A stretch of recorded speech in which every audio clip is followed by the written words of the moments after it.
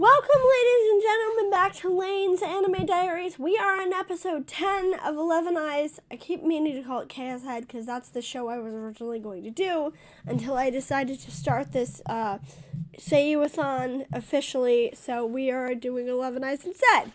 And stuff is going really bad. Like, really, really, really bad.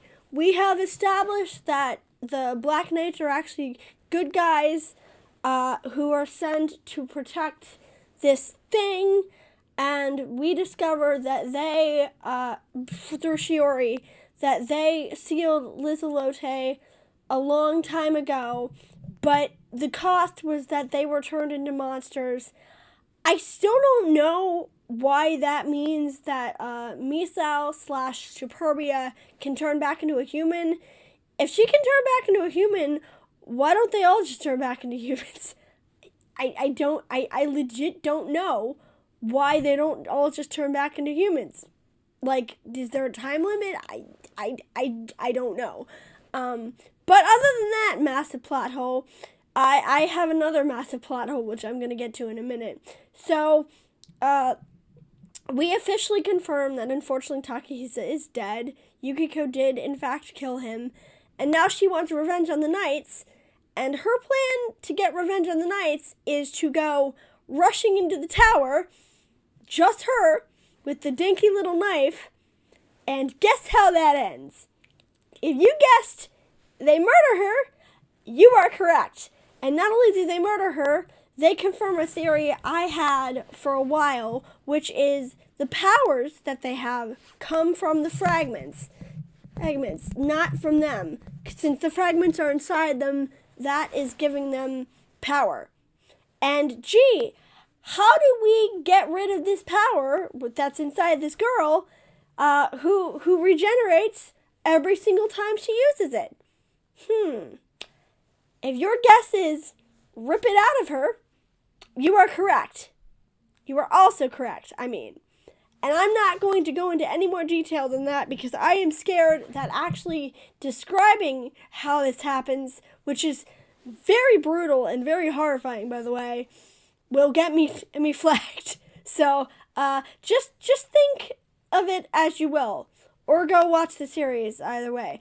So that was her stupid mistake, and now two of them. Oh, actually not two, because we also through chats with Shiori discover that Kukuri is not real. She is a projection of the Kukuri who in fact was Kakeru's sister, brought on by Yuka, because every single person has a specific world that they've made, and this, I believe, is, I don't know if this is the specific world or this is the real world, I'm not sure, but in Yuka's world, she basically brought Kukuri back to life, and now that's 3 of them that are dead, so they now have to go and figure out how to defeat the Black Knights. But on top of that, Yuka has becoming batshit, basically. She's become possessive of Kakeru. She doesn't want to go anywhere. She puts a razor in Misusu's tea. I mean that literally, an actual physical razor a la Higurashi in his tea. In her tea. Sorry, I meant her tea. Because I would have imagined she did that to Kakeru, but no, she does it to Misuzu. But she puts a razor in her fucking tea. She tries to prevent him from leaving. And then, of course, on top of that, she goes and follows them to the tower. Kakeru tries to lock her in a room, but that doesn't work. So she sees the fragment that came out of Yukiko, and somehow this tiny fragment that came out of this girl is enough to break Lizilote's crystal. I don't know how that's possible, and originally, when this happened, I thought she threw a shoe at it, but no, she threw her crystal at it, and broke it, which is especially weird because if you're trying to protect him, and you don't want him to fight this girl, why the hell would you want to bring out the person who's going to destroy the world and basically kill him.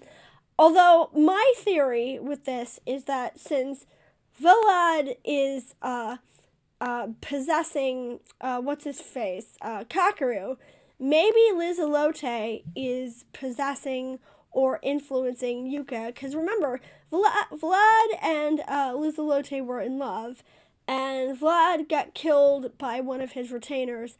I thought he got killed in the war. I misunderstood that. No, he got killed by one of his retainers. So Lizelote decided, fuck all of this, I'm going to get revenge, and I'm just going to destroy everything, which is why she got sealed. So they need to stop her, and they need to stop everything else. Maybe that's why she breaks it, because Lizelote's influencing her. I don't know. This show is becoming very weird, and very just all over the place.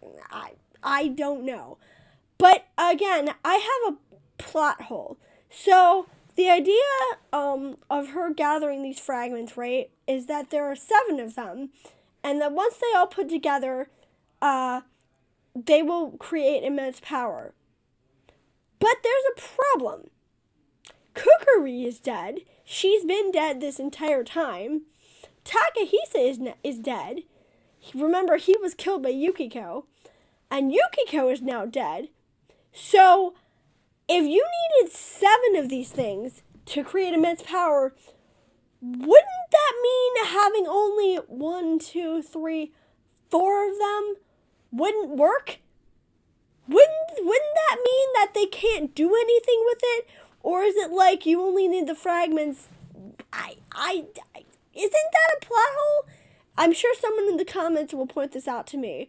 But I'm pretty sure that's a plot hole. I'm pretty sure if you only have 4 of the fragments, then you don't get anything. So like, I get why the knights are trying to kill them, because they're trying to prevent Lizelote from coming back.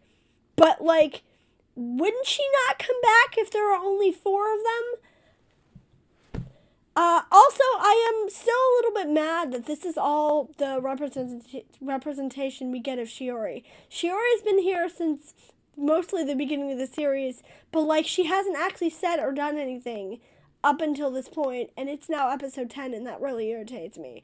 But that's mostly it today. We are reaching the climax. We have 2 episodes left.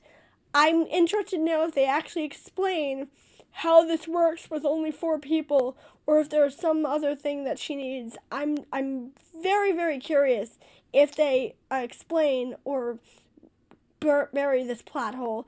But other than that, it's an okay show. I was really enjoying it up until this point, but it's like, it doesn't make a lot of sense. And again, Takahisa was mostly the character I was most interested in, and now he's dead, so